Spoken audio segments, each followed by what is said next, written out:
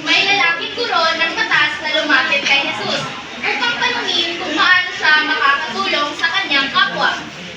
Jesus, paano po ba ako makakaroon ng buhay na walang hanggan? Mahalin ang buong puso ang Diyos at mahalin mo rin ang iyong kapwa.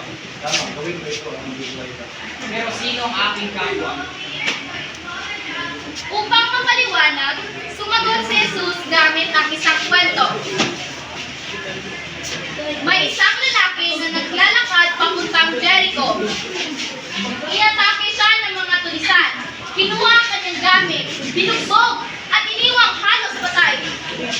Ang sakit. Aray ko. Natulog. Pinubaras siya, binugbog, at iniwang halos patay. Maya-maya, dumaan ang isang madre. Hindi siya tumulong. Dumaan din ang isang liwita. Wala rin siyang ginawa. Pero, may dumating na Samaritano. Nang makita niya ang lalaki, naawa siya. Kawawa ka naman. Halika at aalagaan kita. Inalagaan niya ang lalaki at dinala niya ito sa isang bahay pahingahan.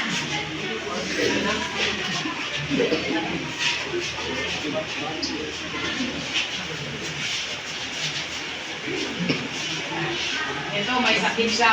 Pakialagaan ko. Ito ang bayad. Sige, makaasa ka sa amin. Pagkatapos ng kwento, tinanong ni Jesus ang guro.